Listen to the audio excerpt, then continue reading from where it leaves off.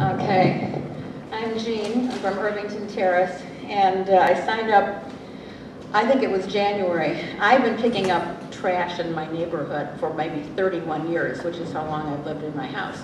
But not consistently. I would go out and I'd get my giant bag, bring it back. Too depressing, and I would, quit for a while, and then I would do it again. And somebody told me in our Crime Watch Committee meeting last fall, oh, you should sign up with Kibbe. They will give you free trash bags to use. That was my incentive. I thought, well, I'd like some free trash bags. I've used all those over the 31 years. I'll get some of them. So I signed up, and that was January, and I got a real nice email saying, welcome to Kibbe, and a procedure manual, an attachment, printed out beautifully. And then this little note, we're sorry, we've run out of trash bags. We've run out of supplies. We don't have anything for you right now, but if you come to the banquet in March, we think we'll have some then. And when I came in March, I was shocked. This is all the equipment.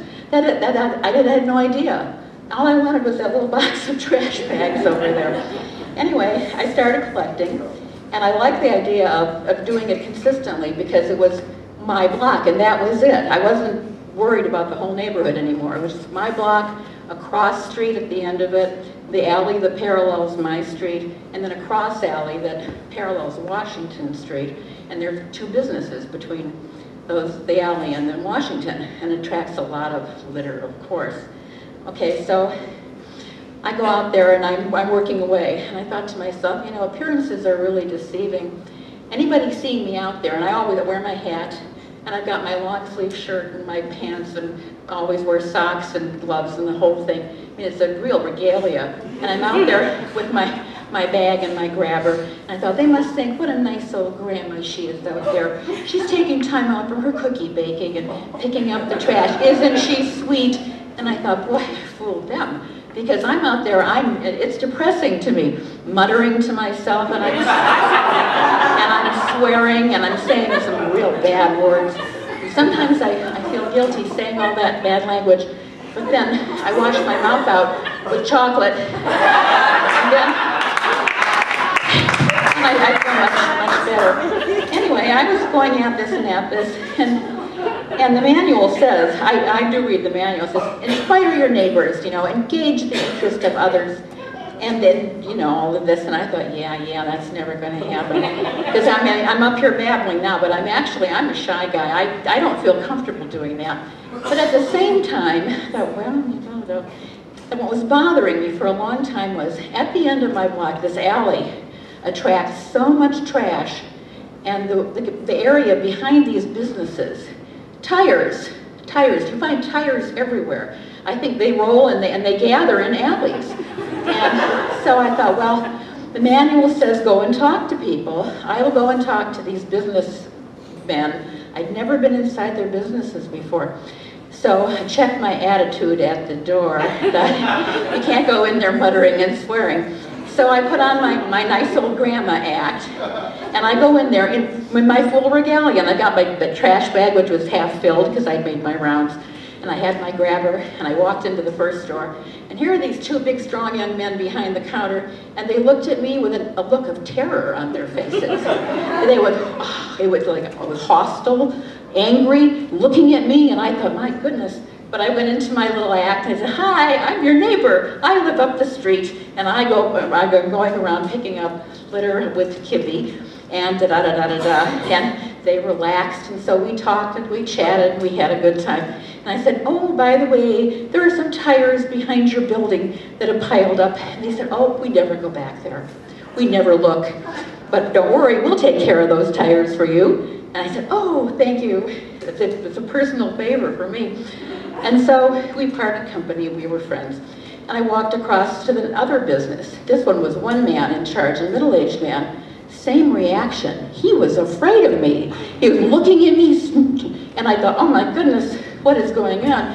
But I went into my nice old grandma act. Hi, I'm your neighbor. I live right up there up the street. And picking up trash and all of this. He says, oh, don't worry, I'll take care of those tires for you. And don't worry, I'm going to have my dumpster emptied on Thursday. This was an overflowing dumpster. It hadn't been emptied, I don't know, months, I bet. And so we parted, you know, nice to see you, all of that. It was not until a lot later that I realized what the problem must have been. I was in there with my outfit and my trash bag. They probably thought I was an old bag lady who had come in there looking for a handout. That's all I could think. And I thought, you know what?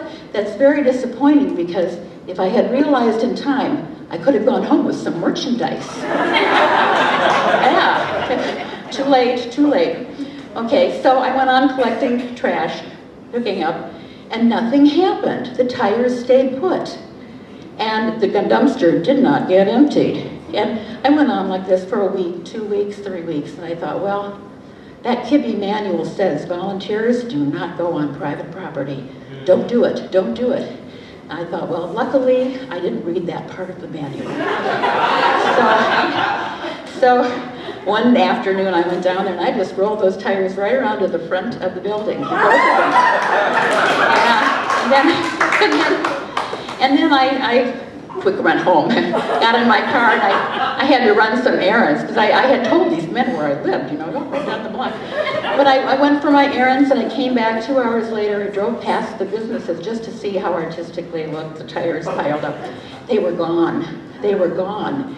And a few days later, the dumpster got emptied. And a few days after that, I couldn't help but notice there was less trash for me to pick up in the whole neighborhood. And I thought it was the time of those big winds that I thought the wind did it. It blew the trash away, and now it's going to blow it back again. But it didn't, and the weeks have gone by, and finally, I thought, this is really, I can't believe this. So I went down and talked to the block captain of our Crime Watch committee, and he's a retired police officer, and so he keeps an eye on things. And I said, well, Ron, what do you think has happened? I said, is there somebody out here doing this besides me? Do I have competition? And he said, no, there's nobody else. You're the only one. And I said, well, how could there not be trash? Some days there actually isn't any, which really surprises me. And it's down to the point where instead of a huge, huge bulging bag, it's like half the bag. It's still there, but it's not like before. And there are those days when I can look up the block and see nothing to pick up, which is just this beautiful sight. And he said, well, you're the only one out there, and I think what has happened is you've scared people. They've seen you out here and they're afraid of you. You are a scary lady. And I said, why, thank you, Ron, that is a compliment. And if I'd known that years ago, I would have scared them a lot more over the years. So that's where things stand now, and I'm really happy about it, the way things have worked, and I think I have a much better attitude than I used to have. And I'll tell you, just in closing, 2 things. The best thing I ever found when I'm picking up litter, and the worst thing. The best thing was a $20 bill blowing in the wind, and I thought, well, you know what, that's found money. I could give that to Kibbe for a donation, but I already spent it. So, the worst thing was the dead dog. The worst thing was the dead dog. It was a little black and brown dog. And I thought, oh, isn't this sad? Somebody had just dumped it. And you know, when you pick up trash regularly, you know that when it appeared there. So I thought, oh, how sad. So I think I called the mayor's action committee. I'm not sure. But anyway, I was so surprised. It was like 10, 15 minutes later, this a truck pulled up, pickup truck, young guy jumps out, big smile on his face, hi, gets right to work. And of course I had to say to him, does this job depress you? Do you feel sad and gloomy doing this work? And he said, no, he likes it. He's independent, he drives around in his truck, he gets calls and he goes here and there, and he knows that he's doing a good deed. It's the public health and safety. It's worthwhile doing, so no, he likes his job a lot. And I thought, well, there's another person to inspire me and help me with my bad attitude. So that really, this is what Kibbe means to me then. It's attitude adjustment, and it's about the joy of scaring people.